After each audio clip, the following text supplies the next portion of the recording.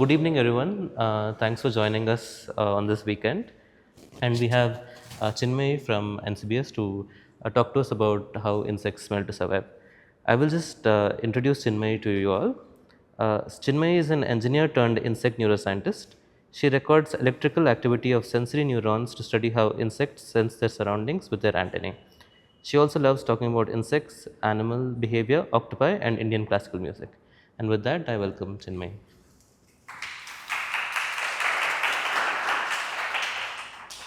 Thank you all for joining today evening on a Saturday evening. I'm very excited to talk to you about insect olfaction. I have almost completed my PhD. I'm waiting for my defense to happen. During my PhD, I worked on how insects use antennae to stabilize their flight.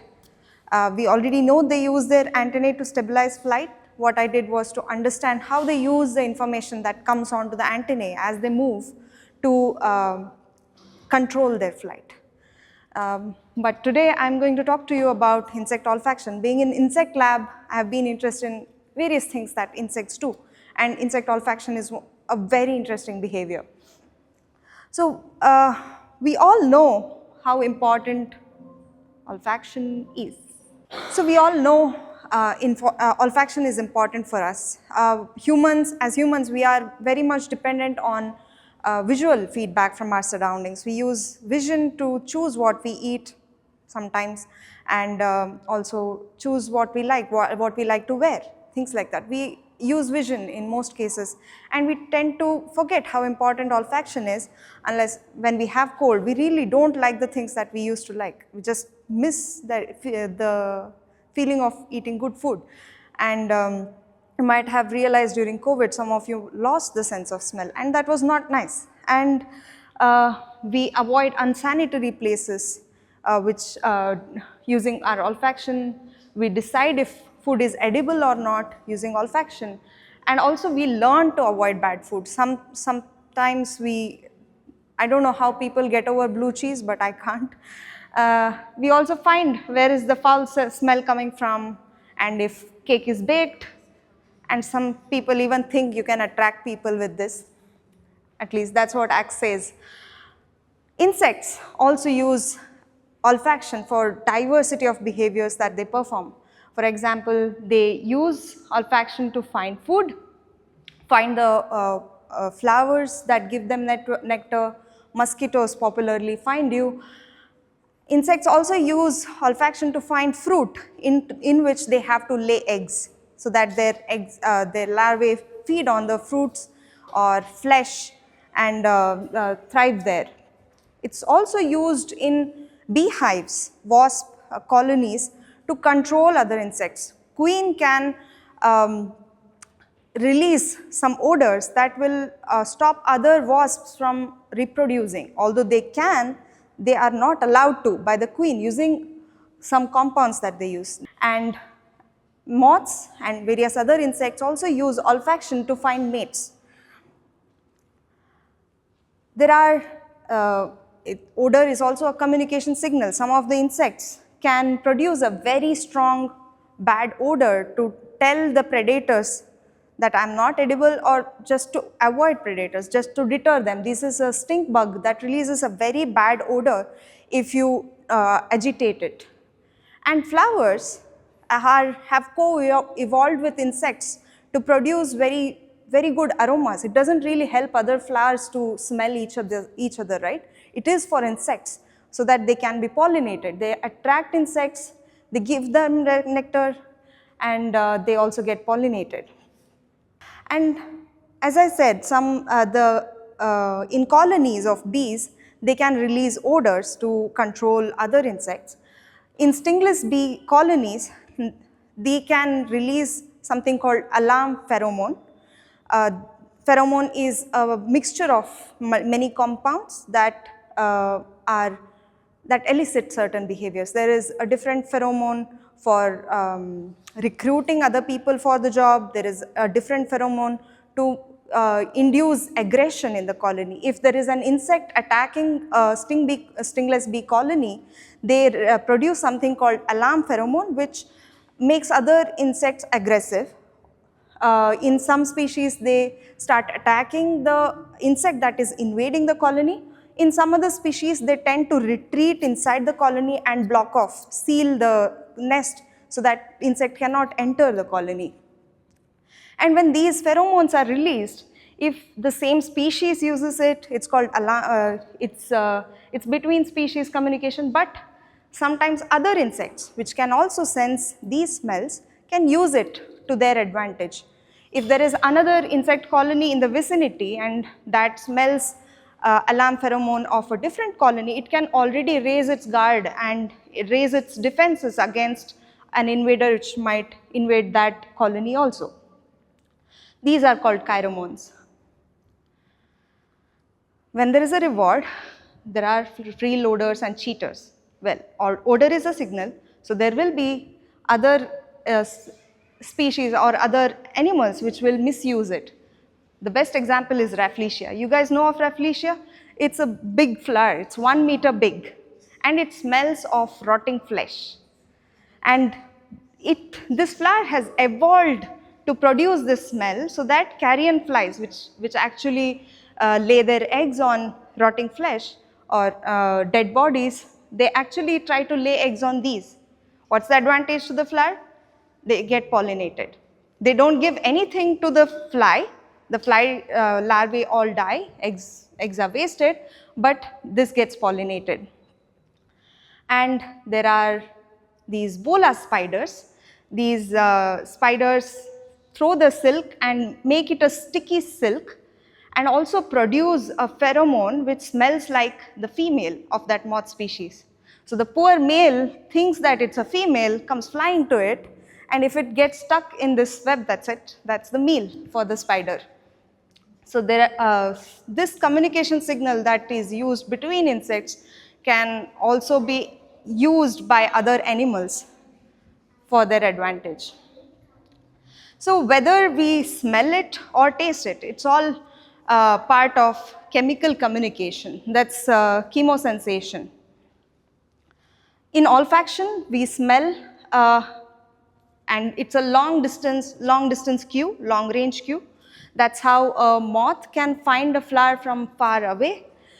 And in case of insects that are trying to find a place where they have to lay eggs, they not only use olfaction to come there, but they also judge the quality of the resource based on the taste, that is gustation. So gustation is a contact cue and it is short range. Today for our discussion, we'll stick to insect olfaction, but gustation is equally interesting and exciting. How do insects smell? They use two organs. There's the antennae. You might have seen antennae in almost all insects. I mean, it's there in all insects. In some, it's very tiny. These are the two things that are jutting out. And they have bristles. This is a blowfly antennae. And they also have another organ called maxillary pulps. These are parts of the mouth in the insect. They also sense smells. And this is a mosquito head, and you can see that they have an elaborate antenna, and these are the maxillary pulps. In the antenna, so the antennal surface can be increased by having these bristle-like or comb-like structure. So in each of these hair-like things, what you have are these olfactory receptor neurons, olfactory neurons. These neurons are sensitive to odors, various kinds of odors. Each of these have, so the antenna has many such structures and many neurons. And each neuron has a particular receptor. So this green neuron has a green receptor that is sensitive to one odor or a few odors, but one odor with very high specificity or very high affinity. So when the odor molecule sits on this receptor, it activates that particular neuron. So if the odor molecule binds to the green receptor, it activates the green neuron. So when this neuron is activated, it to some extent informs which odor it is. And all the neurons that have the same receptor project to same region in the brain. This is the antenna of this whole thing is the antenna. This is where the receptors are, and this is the maxillary pulp. They also have receptors which all project to some region in the brain, and same neurons with same receptors project to same region. I said receptors can tell you which odors, but we can perceive 10,000 odors. We have only 400 receptors. How can 400 receptor types tell us about or allow us to distinguish 10,000 odors? In fact, we might be able to distinguish more than that. In case of insects, they have only 112 to 180 odors in case of honeybees, which varies a lot from species to species of bees and also across insects, depending on how important odor is for their behavior. So how do we perceive thousands of odors? The way it is achieved is by something called a combinatorial code. So each receptor has with a greater sensitivity sensitive to some odors. For example, I give banana smell. Banana odor is mix of multiple compounds, right? It's not just one molecule, it's not one compound. So it activates multiple receptors. So this is A, B, C, D, some E receptors. So banana activates these in this manner. A bigger circle means high activity. It opens more receptors, meaning that particular neuron will be activated more. In case of apple, it's a different set of receptors to different extents. And the receptors for which we don't have, the odor for which we don't have receptors, we can't detect. And when these neurons project to the brain, you can see that inside the brain, you will see that different regions get activated when you give a different odor. When you give mushroom alcohol, some kind of alcohol smell, this was seen in the fly brain that these neurons got active while other neurons were silent. There was no activity there. But if you gave banana smell, you see that a different region got activated, different set of regions. This actually tells the brain which odor was given. So which neurons are active and how strongly determines which odor, whether it's banana or cinnamon. But coding is not enough. Just the firing of neurons doesn't allow an insect to go find the flower. Yeah, how it has to find the root or how far it is or how to go to that flower. So that's where you need behavioral strategies. When an odor traverses through the air, you see that the odor is quite noisy. This is how it looks. These are odor pockets that are dispersed throughout the air, and there are places where there is no odor and there are places where there is high concentration of odor. It's not a uniform gradient of odor. It's not like light, right? You go away from the source, the farther you go, you have lesser light. It's not like that. When odor plume comes to you, there are pockets here and there. So insects need to find ways to still figure out where is the source. How do they do that? One of the things that we do when we are trying to find out odor is we sniff. Instead of taking a long breath like this, we sniff. And it is found to be more optimal to figuring out the odor. Similar to us, insects also use a way of creating odor concentration around them. So this is a moth which is tethered, which is held in a place, and the airflow around it was studied. And we see that when there is airflow onto it, and if the moth is flying, we see that the air around the body, the air flows like this, but around the wings, you see these vertices, which might be better visible here. This is a robotic fly, which is inside a fluid medium, and a laser is used to visualize some plane of the medium. And you can see that there are vertices formed wherever there is when the wing is moving, there are various vortices that happen around the wing.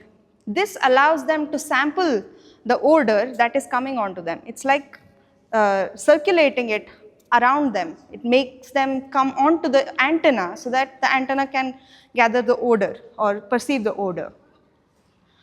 And it was seen that by recording from the brain cells, even if the moth is not flying, if the odor is pulsed, they are better able to detect the odor than getting a continuous airflow. So it is like the brain circuit is also optimized to smell something which is coming in bouts instead of a continuous flow of odor.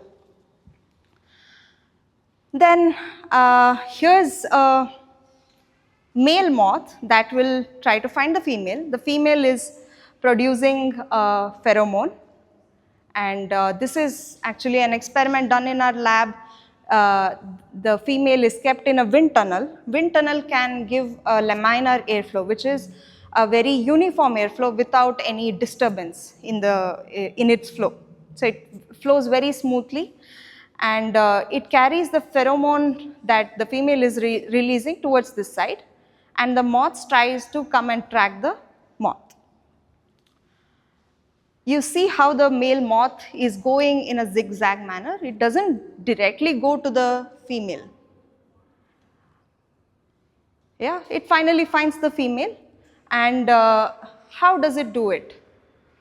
So they use their antenna, and they are tracking the odor. The odor plume is coming, and there is a lot of disturbance in how the odor plume reaches the moth. It goes, but it keeps losing the odor plume.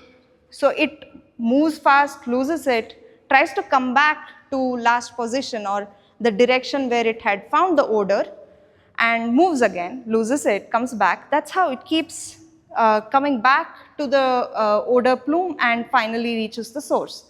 This happens when in both horizontal and the vertical axis. They keep going this way and also up and down to track the odor plume. And this is called cast and search strategy. When there is odor plume, they move fast, and when they lose the odor plume, which is like a pocket of odor, they lose it, they start searching here and there, they cast and find another pocket of odor, they move ahead, and then when they lose it, they search again, finally reach the female. This is called a cast and search strategy. This is how flies are also known to find their food source. They also cast and search until they reach the food source. Now, when insects are moving in a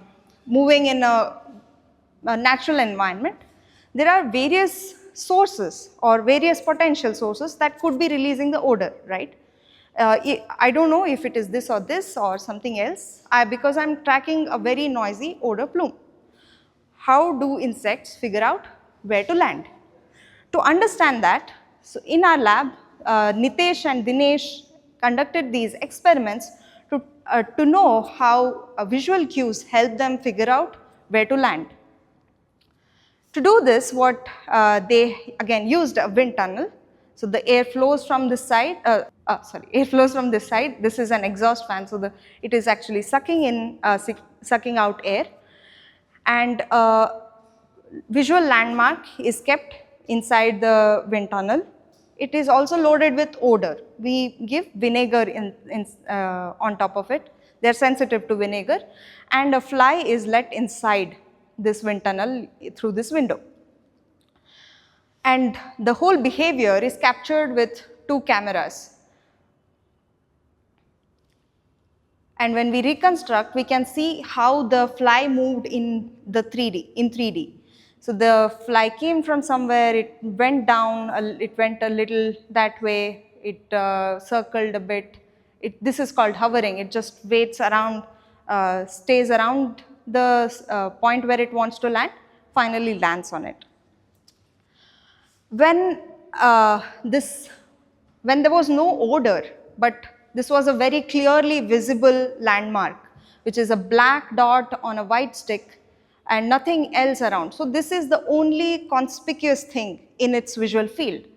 And when the fly comes to it, many flies did not really care about this because there is no odor.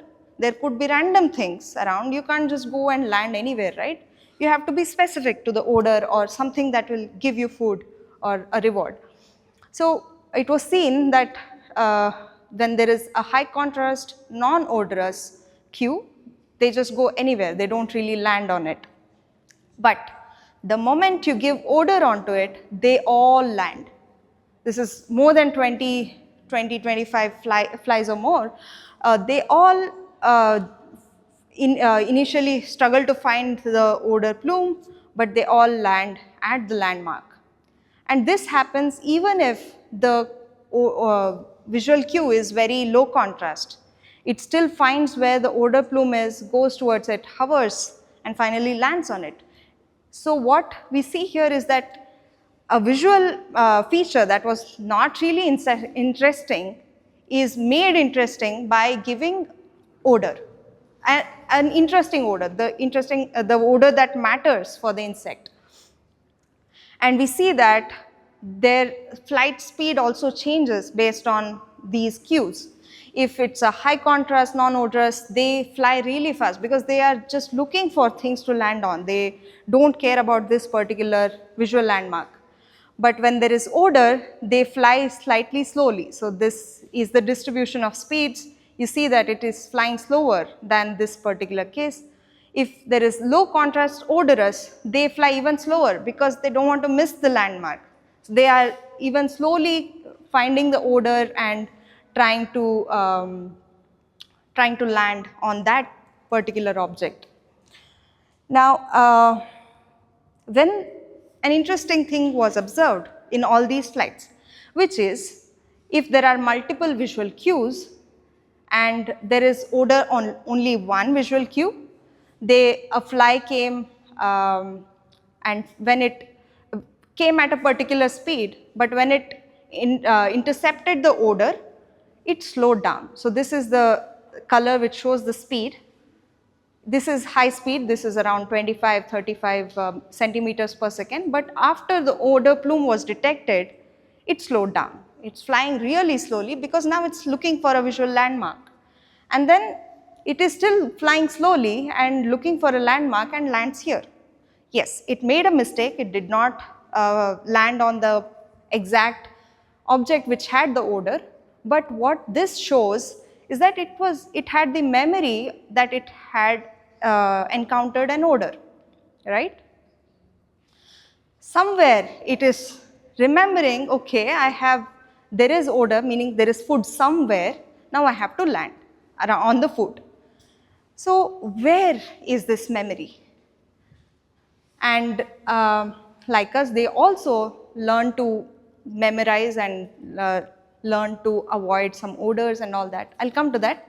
But from these experiments, some of the major takeaways is that in the absence of odor, the flies fly past visual stimuli. They don't really care about the visual stimulus. But upon contact with an odor plume, they slow down and they look for visual objects. Now, coming back to how they remember or how they learn to associate odor with food or sometimes mates. To do that, we use something or people have used something called classical conditioning. You guys might know about this. It's also called Pavlovian conditioning. Ivan Pavlov suggested it long back, and which is that if there is a dog, the dog doesn't really care about the sound which is happening randomly. But if food is presented with that bell stimulus, if you do that multiple times, it eventually associates the sound to the food. When there is sound, it starts salivating. It expects that there will be food. That is classical conditioning. And it is seen that insects also show or perform or respond to classical conditioning experiment. This is a honeybee which is fixed inside a tube, and you can see the antenna here. This is the antennae of the honeybee. This is the proboscis. Proboscis is what they use to drink the nectar. That is what they pierce inside the flower and suck it up. And when an odor is given, which probably the bee doesn't really care about, but if a sugar solution is given with it, then it starts pairing the odor to the sugar solution. That is classical conditioning. And this association is possible if the gap between the odor and the sugar solution is less than 10 minutes. So this behavior suggests that the insect is forming a short-term memory inside its brain. It remembered that there was an odor stimulus and it connected it to the sugar reward. This happens in a region called mushroom body. This is mushroom body and this is the antennal lobe. Antennal lobe is where all the olfactory neurons are projecting from the antenna. So antenna is somewhere here, this is the antenna. All the neurons come and project to the antennal lobe, and there are neurons going from antennal lobe to mushroom body. Yeah, you don't have to worry about the names, but once it has come to antennal lobe, it goes to mushroom body and higher brain centers, which are involved in memory and decision making. And some other experiments which lesioned or damaged the mushroom body showed that it avoids any kind of memory formation or olfactory memory formation. The association of odor and sugar solution was totally lost when this region was either cut or lesioned or even cold treated. If that region is made cold, it loses, it cannot perform any memory, or it can't even learn to make that association. So that is it. Oh, I finished in half an hour. So we learned that olfaction mediates several important behaviors in insects, such as foraging, like finding where the flower is, and using pheromones to avoid predators, and also finding mates. And we learned that insects use antennae and maxillary palps for olfaction. The odors are represented by a combinatorial code, which is depending on which neurons are active to which extent the odor is identified by the brain. Then, due to the sparse structure of odor trails, insects need behavioral strategies such as cast and search to find the source of the olfaction, source of the odor. And we also learned that they use the mushroom body, or that's where they form memories of odors and the rewards, and learn to avoid predators. That is it. So these are two books I really like. This is about how a fly finds a food source and its sensitivity to various low concentrations of sugar. It's a very detailed or interesting way of doing experiments. You can actually live the researcher's life here. And this is another interesting book which deals with animal behavior in general and also insects. That is all. Thank you.